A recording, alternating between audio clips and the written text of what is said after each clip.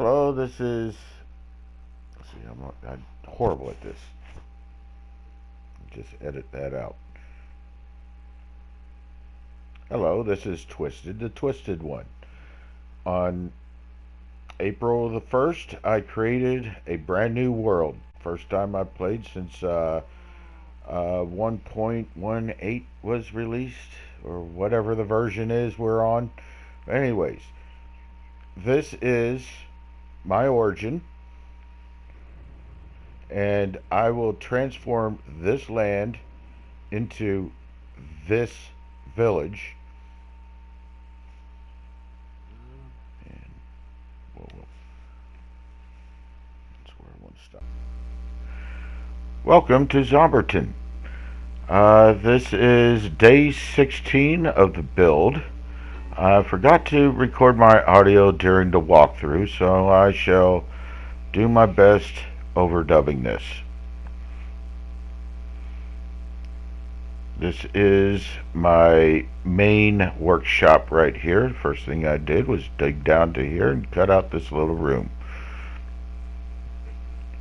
It's everything I need for a workshop. Okay, this is my tiny little bedroom. And as you can see, I carved out space to put in a little fishing pond, which I cannot demonstrate in creative mode, unfortunately.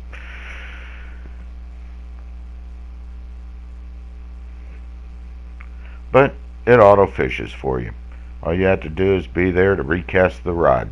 You can also use a macro program to automatically recast the rod for you.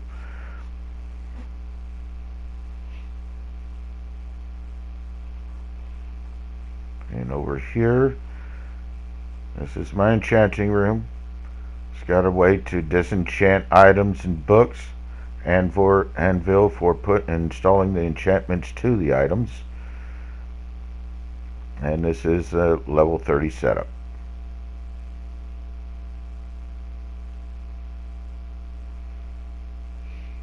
This is the storage system I have, with which to organize the various objects.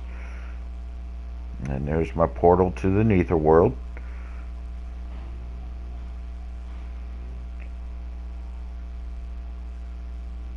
In here is where I make my obsidian. Up here is my gold farm. Well, sort of. Getting in there. Okay, yeah, so basically it is a 12 by 12 Nether portal that is being clicked on and off at a very rapid rate. I use tutorial to build this. This whole shaft here is 20 blocks deep, which will have the pigment drop 20 feet down to its very last hit point. So all you have to do is walk up to it and hit it.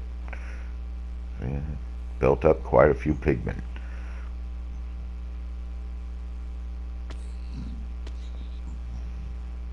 Again, this was made from a tutorial. There's the collection chest where all the items from the pigment drop into. Basically, the pigment are sitting on top of a hopper. And this is how you rig up a furnace to be automatic. Chest, hopper, furnace, then that is the fuel line, and that's the drop down hopper into the chest below. This is where I can unload my stuff to use the machine and just rapidly transfer stuff back and forth.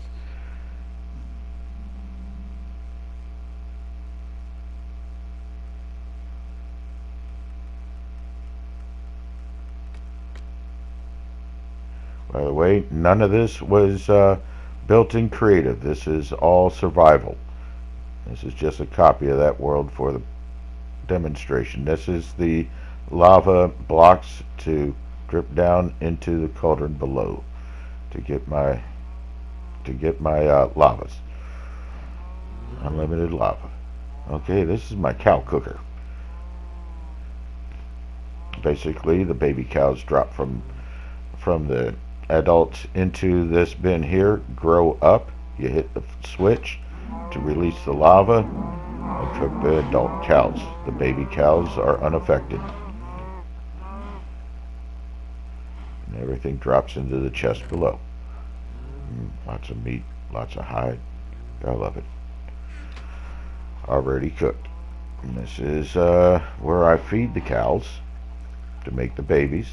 This is the chicken farm. Every egg that drops goes down into a dispenser,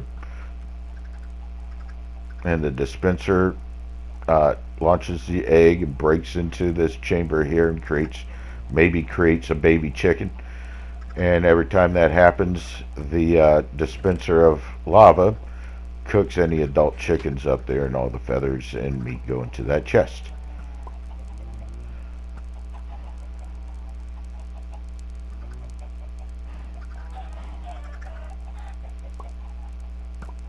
There's the dispenser that dispenses the eggs from above.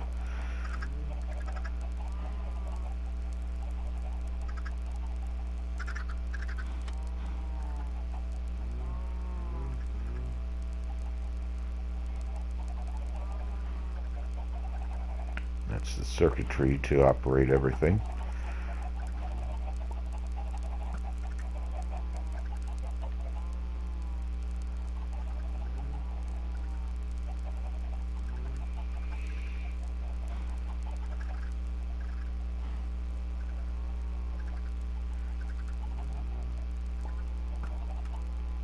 Every time an egg drops, it either extracts or pulls back the lava. Cooking chickens. Yum. Okay, out here. These are my automatic crops. On the bottom, I have a wheat farm. As you can see, the bees are busy pollinating the crops. They grow real fast.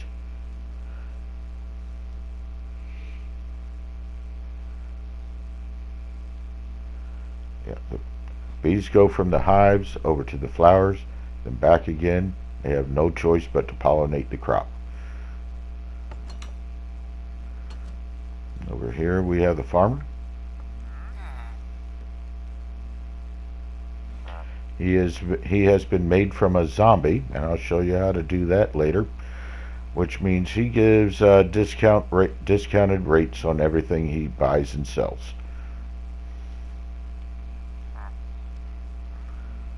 As you can see, I don't have to give him so much to get 1 emerald back, plus experience points for each trade.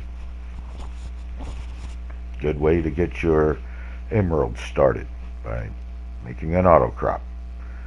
Everything on this field is picked up by a hopper minecart below, which I will show you. And once this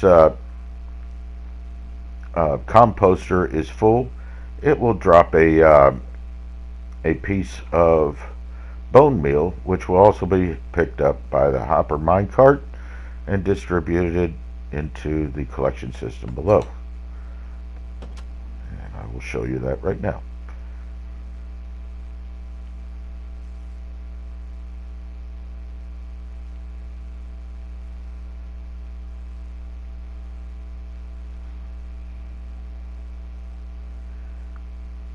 Okay, this is the hopper minecart system. It just keeps going back and forth, and collecting anything that's on the blocks above it. I got stuck B. Okay, and then everything drops into these chests below. This one is full.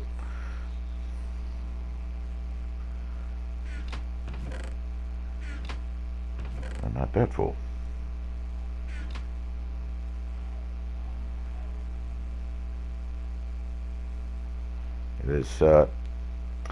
This auto crop is expandable. Right now it has 2 layers. The top one is a sugarcane farm. I will show you that momentarily. here's the sugarcane farm.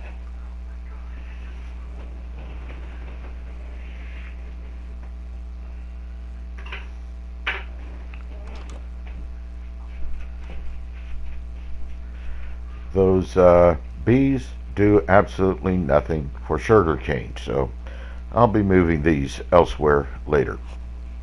But as soon as one of these sugar canes gets to 3 tall, it will trigger a signal from the observers to kick the pistons.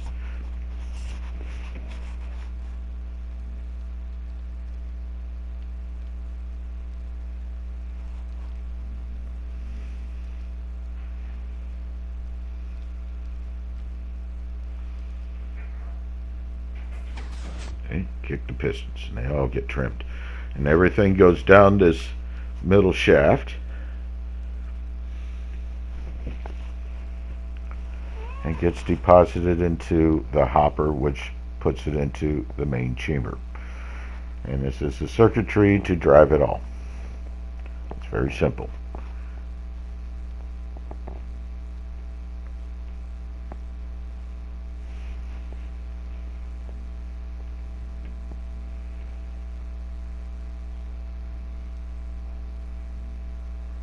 It's not exactly fast, but over time it will give you enough paper to trade to the librarians for EXP and other goodies.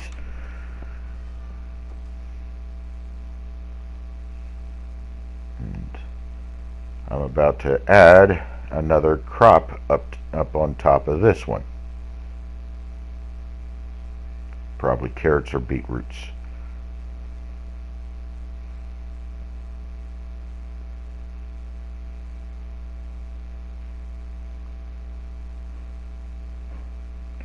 And these are my original crops area anyways. It's now all pumpkins. And this is how I used to do the sugar cane. I went to a jungle temple to get the sticky piston, which I'll show you what I did with later. As well, you already saw what I did with the dispensers with the chicken farm. And that's what jungle temples get you.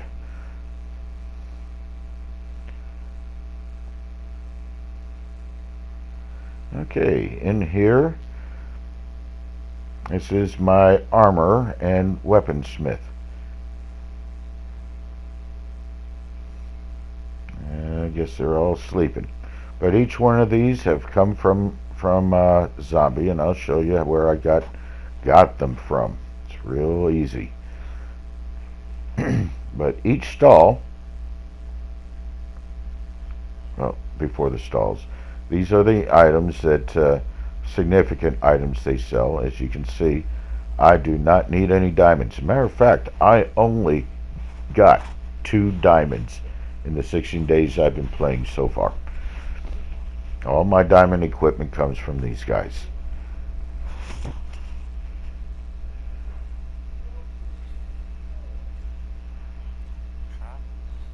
As you can see, they're all discounted. 1 gem for legs. Gotta love it. And this is trading with villagers is a great way to get you EXP, to repair your equipment, make new enchanted items, etc. This is my Fletcher. This is where I get my bow and crossbow from. I'll disenchant them and put better enchantments on them. That's a good place I can sell those chicken feathers at.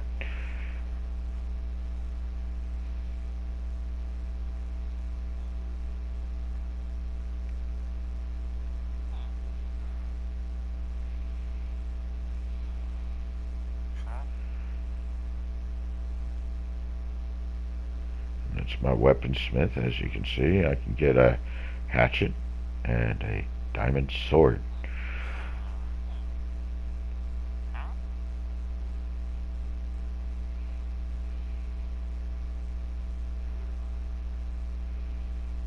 Yep, and that's what they sell.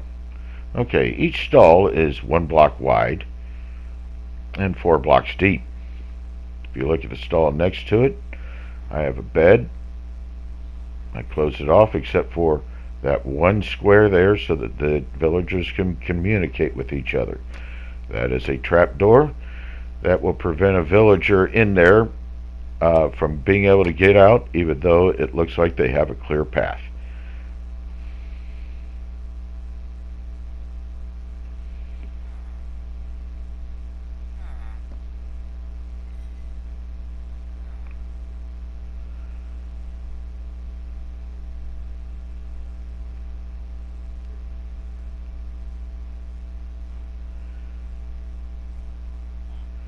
Okay.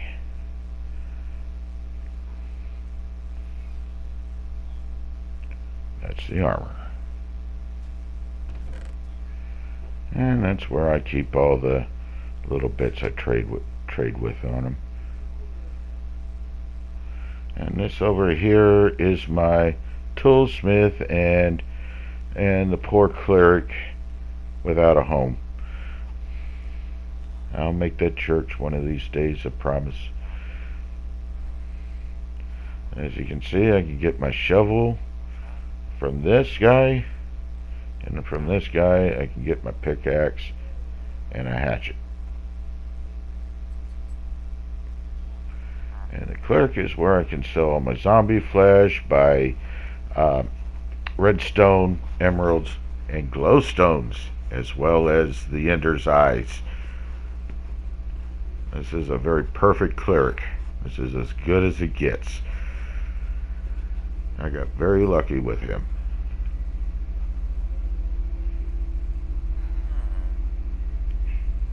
And that little thing at the very bottom, I think it's worthless, but for 1 gem you get like 3 pieces of EXP.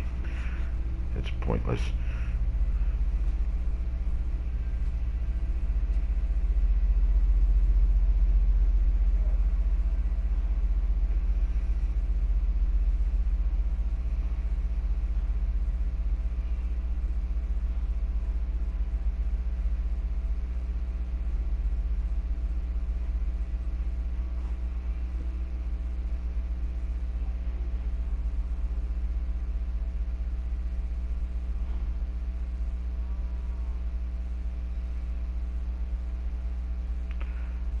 Okay, now we're traveling down to where I get my zombie villagers from.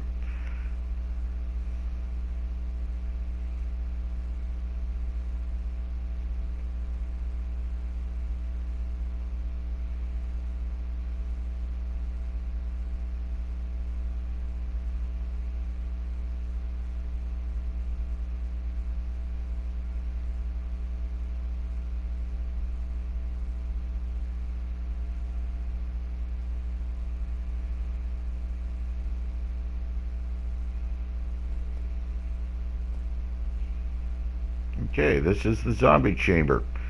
Right there is a zombie spawner. It is in its original shape except for 2 modifications.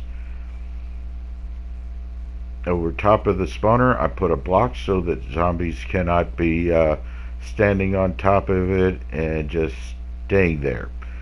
And I also knocked out the 3 blocks on one side, 2 blocks high, so that the zombies can get to me. Hello, Mr. Enderman.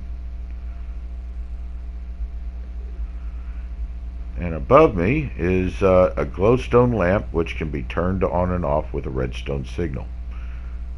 Right now it is turned on, which will prevent the zombie spawner from spawning any zombies. I put this right outside the dungeon. I put in a iron door so that I can get in and out of this chamber. A pressure plate so it automatically opens and closes the door, so I can run straight through. If that block wasn't there, I'd be able to run straight through. But yeah, that block is suspended by a sticky piston, and this is a door that lets whatever's in the taming chamber out into the minecart. And this here seems to only work if it's on a fence post, but that is a carpet. I can jump onto it, but the zombies can't. Okay, that turns it on, lifts the pistons, and makes it dark in there so that the zombies can spawn. And what do you know? I got my first villager in there straight off the bat. Great. And I'm in creative mode, so they're not going to go aggro on me. Oh well. I will demonstrate the use of this thing in the next clip. And turn it back on. Basically, when it's on, it sends a redstone signal up to this glowstone up here.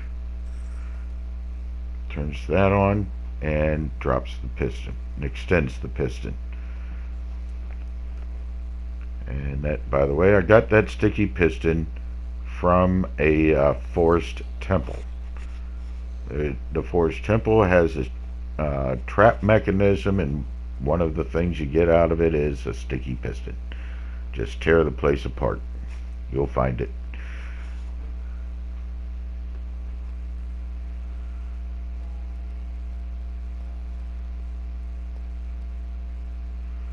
Okay, that's a shame. I can't show you how this works.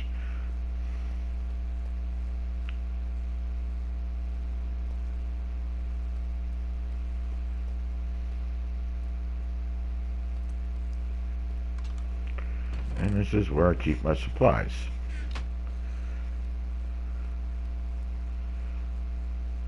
As you can see, I only have one golden apple and no potions. But to tame one of these things, you need a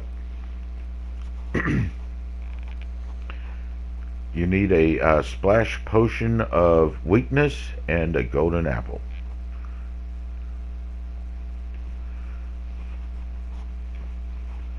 Going back to the surface, I completely forgot to show you the last trading hall.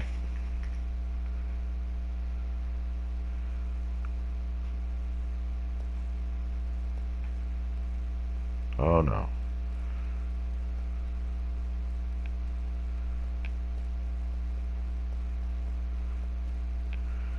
That's right, I gotta show you the diamond mine first.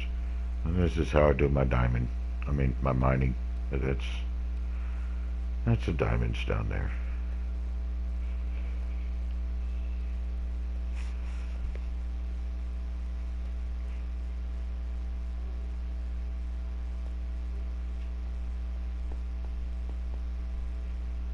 It's just I think I was looking for diamonds, but I was looking for them on the wrong level here.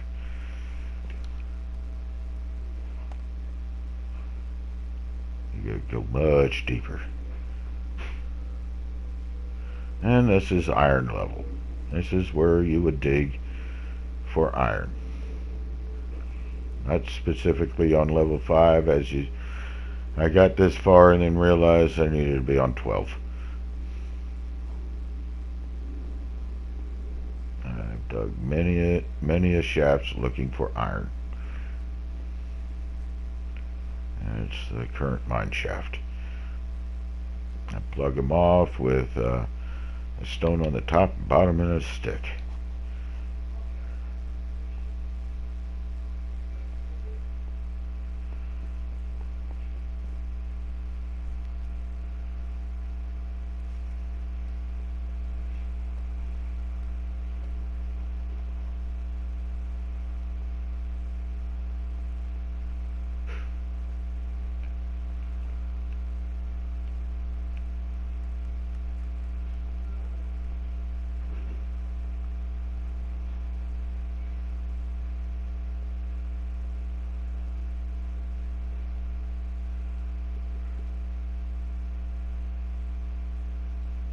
Okay, now for my favorite build of the village. This is the library. And a pretty decent look at the building. adorn this side, but I decided not to do that on the other side, at least not just yet. I have other ideas for this, so I think I might expand it.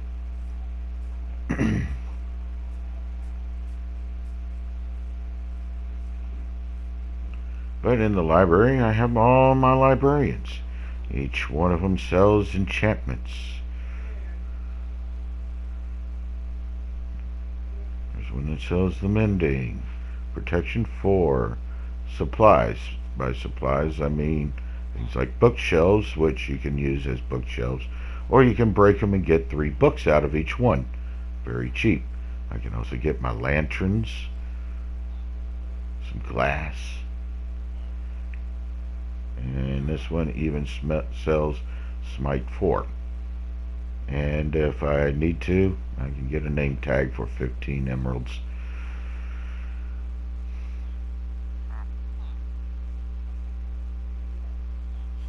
Yep, this guy sells Fire Protection 4 and Silk Touch. We've got whatever that says, and Flame. He's got this guy over here sells that stuff.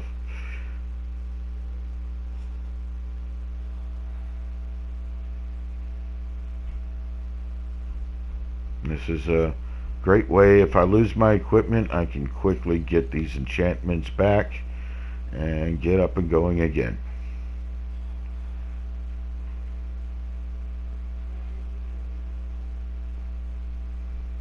Once again, supplies.